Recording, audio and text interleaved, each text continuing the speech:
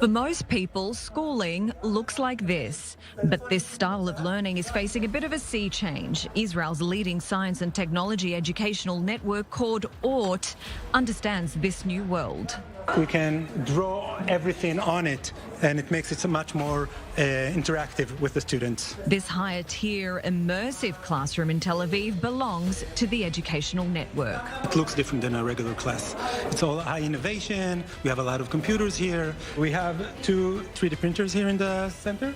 It enables us as teachers to take the classes to a different kind of world. The first group of foreign teachers exposed to these innovative methods of project-based learning are from Azerbaijan. The collaboration between ORT Israel School Network and the Azerbaijani Ministry of Science and Education is an important aspect of the strategic relation between Israel and Azerbaijan. 50 Azeri teachers are training for 3 weeks, learning from the best in Israel. We want to use our own educational philosophy and modernize and help to adjust the Azerbaijani education system to the world of the future. We encourage them to work more in groups. We want the students to work in groups and not be so dependent on the teachers. This space offers a lot of studying places, and it's more comfortable than in a compact classroom. It allows us to cooperate together, work as a team, and make something unique, special, different. Hi everybody, today we'll be talking about Israel's education system and how we as a country can learn and try to implement their methodologies. Israel is the world's 3rd largest educated country. Even small universities of Israel rank among the top 100 in the world. Be it science or technology, Israel is a global leader in per capita research papers. If we check out OECD countries, then Israel is on the 2nd spot with 45% of people between 25 to 60 years of age. There are about 135 highly skilled engineers in every 10,000 people of workforce. If we compare this metric with USA, it is 85 in every 10,000 and 83 in Japan. So there are 2 main factors for this marvelous growth. The first factor is its strong community, and the second one is the government's education policies. Let's jump into the first factor. Generally, the Jewish community gives a lot of importance to its education. It is said that you will rarely find a home where you won't see books on the table.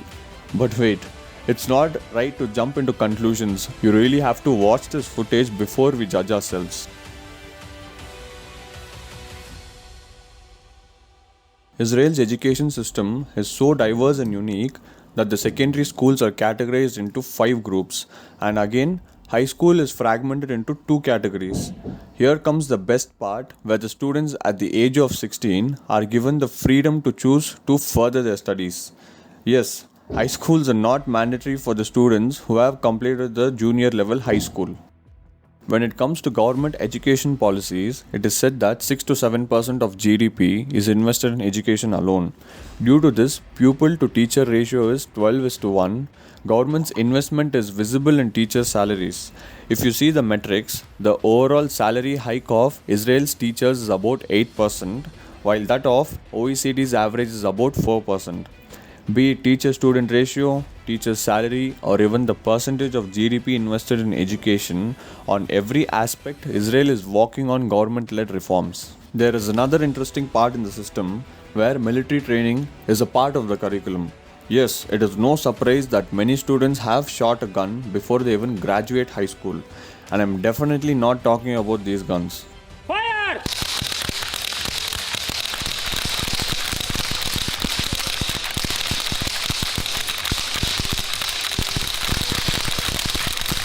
Coming to the point, Gadna is a military training program in Israel that gets students used to the Israeli army life. High schoolers endure tough training for a week, undergoing multiple weapon lessons, combat programs, and even field training.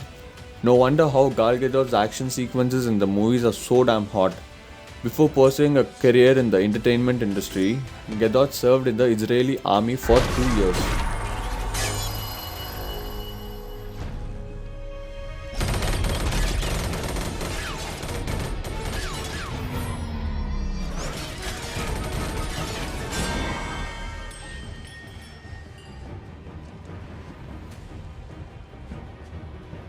I don't believe it. What are you? A believer. Israeli universities have made it to the global top 100 list in religious studies, ideology, and divinity. Even though MIT has taken the throne as leading university, the Hebrew University is one among the 100 that has thrived its way up to reach the first rank among many other Israeli universities.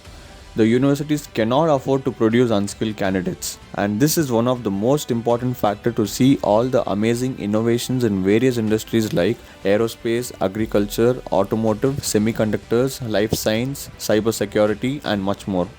It is mandatory for the university students to take an industry-specific problem that their projects can actually solve, and this has led to the birth of many innovative products, and here are few of them.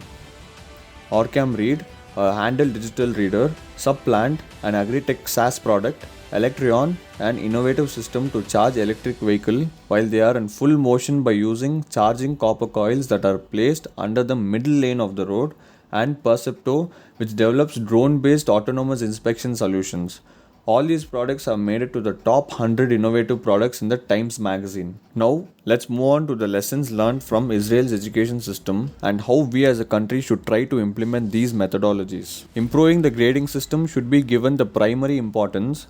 Rote learning should be avoided and students should be framed according to the present needs of the world.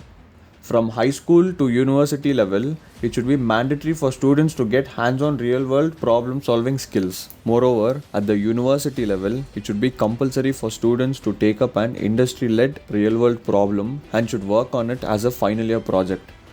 In our universities, particularly in engineering, we are only used to copy and paste the codes from GitHub or TensorFlow with some fancy names like data analytics with AI, regression analysis using Python, sentimental analysis, and many more existing topics which are totally irrelevant to the current problem statements. We can see that our country is making an excellent progress to gain the geopolitical power, which is one of the most complex problems to ever solve.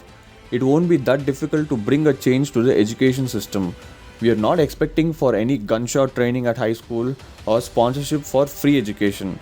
All that we want is to see the implementation of new methodologies in the education system as soon as possible, or else we will have to lose more of our people migrating to other countries for higher education and career growth. So, we at StuCorp are really passionate to solve this problem by simplifying the educational SOPs and want to make it more student-centric. Please like and share if you like our content and subscribe to get notified for further updates.